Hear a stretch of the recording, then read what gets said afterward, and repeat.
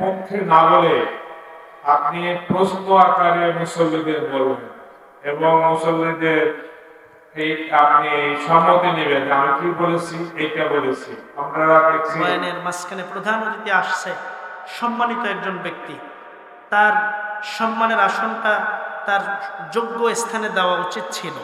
আল্লাহ তাআলা বলেন, এ বান্দা, তোমার সামান্য থেকে সামান্য একটু পানির প্রয়োজন, আমি আল্লাহ অসংখ্য অগণিত পানি তোমাকে দান করেছি, একটা টাকা তোমার কাছ থেকে আমি নেই নাই। নিছে নাকি? আল্লাহ বলেন, বান্দা তোমার খাবারের প্রয়োজন, আমি আল্লাহ তোমাকে বিঘা বিঘা শত শত বিঘা জমিতে আমি আল্লাহ ধান দান করেছি। আমি আল্লাহ যদি বৃষ্টি নামক নিয়ামত না দিতাম তোমার জমিনের মধ্যে ধান ফলাইতো না। বলেন তো, বৃষ্টি নামক নিয়ামত আল্লাহ দান করার কারণে বলেন আল্লাহকে কয় টাকা দিছেন? টাকা নিছে?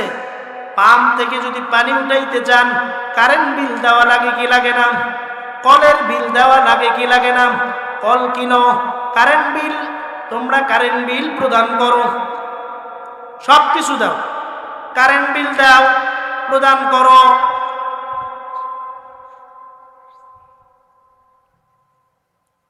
জিকির করি লা ইলাহা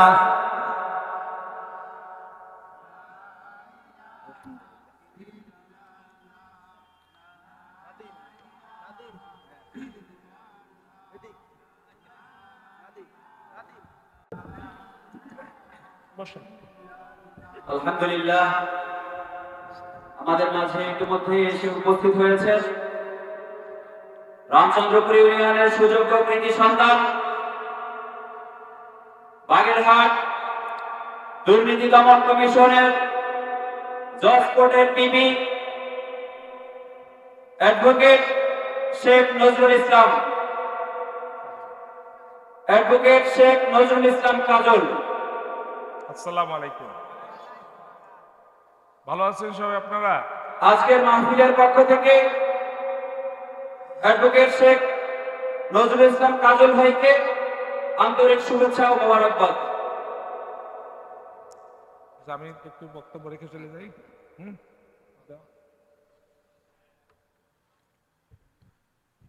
আমার ছোট ভাইপো, ভাতিজা এবং মুসল্লিবৃন্দ, আসসালামু আলাইকুম ওয়া রাহমাতুল্লাহি ওয়া বারাকাতুহু। আপনারা এই সুন্দর আয়োজন করেছেন, এটা একটা ইসলামিক জলসা, মানে হলো এখানে আজকে হাদিস কোরআনের বয়ান হবে, এর অর্থ করে আপনাদেরকে বোঝানো হবে। তবে আপনারা মাওলানা সাহেবের কাছে আমার অনুরোধ যে যাতে আমরা সঠিক বোঝাতে পারি এবং এক পক্ষে না বলে আপনি প্রশ্ন আকারে মুসল্লিদের বলবেন এবং মুসল্লিদের এই আপনি সম্মতি নেবেন আমি কি বলেছি এইটা বলেছি। আমরা দেখেছি হযরত মাওলানা মরহুম দেলোয়ার হোসেন সাইদি সাহেবের ওয়াজে, যেখানে মুসল্লিগণের কথা উনি বেশি শুনতেন। মুসল্লিরা আসলে মুসল্লিদের কথা বেশি শুনে আমাদের ওয়াজ নসিহত করাটা অনেক ভালো, তাতে মনেও বেশি থাকে, তারপর তার সতর্ক থাকে ওয়াজ মাহফিলে।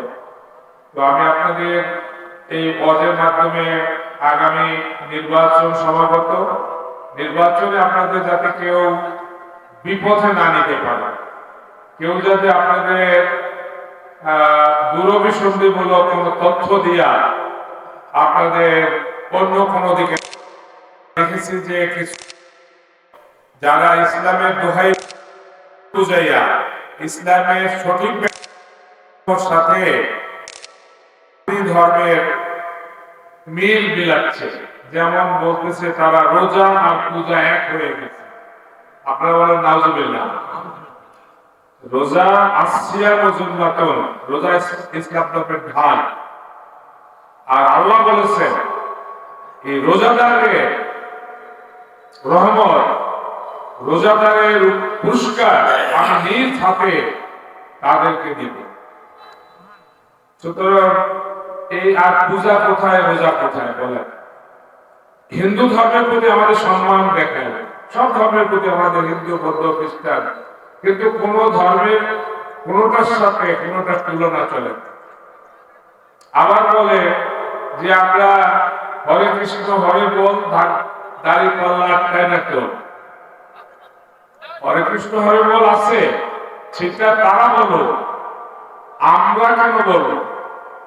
আর আমরা বা দাড়ি পাল্লা কেন করবো?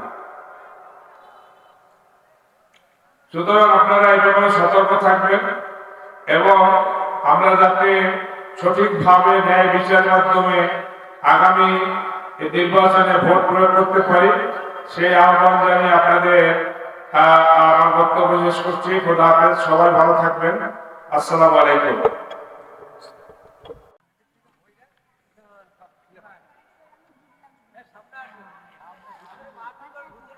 আমরা মানুষের সামনে কথা বলি, কোরআন ও হাদিস থেকে মানুষকে বোঝাবার চেষ্টা করি যে এই পথে গেলে জান্নাত পাওয়া যাবে, এই পথে গেলে জাহান্নাম পাওয়া যাবে, নামাজ এইভাবে পড়তে হবে, কোরআন সুন্নাহর কথা এইভাবে বলতে হবে। বলেন তো, যত সময় বয়ান করছি একটা কথাও রাজনীতিক বলছি? বলেন। মানুষকে বোঝাচ্ছি যে হে মানুষ, আসো, এই পথে আসো, তোমার রবের নেয়ামতের শুকরিয়া করো, তোমার রব যেখানে দিয়েছেন, যা দিয়েছেন, তোমরা সেইটার উপর নেয়ামতের শুকরিয়া আদায় করো। এখন মূলত বিষয়টা হচ্ছে যে আমরা যারা কোরআনের কথা বলি বা কোরআনের ময়দানে কথা বলতেছি, বয়ানের মাঝখানে প্রধান অতিথি আসছে, সম্মানিত একজন ব্যক্তি, তার সম্মানের আসনটা তার যোগ্য স্থানে দেওয়া উচিত ছিল, কিন্তু বয়ানের মাঝখানে তাকে দেওয়া, এটা তার জন্য একটা বিব্রতকর অবস্থা, আর যিনি বয়ান করেন তার জন্য একটা বিব্রতকর অবস্থা, ঠিক না? তবে আল্লাহ রাব্বুল আলামিন আমাদের সবাইকে কবুল করেন, বলেন আমিন।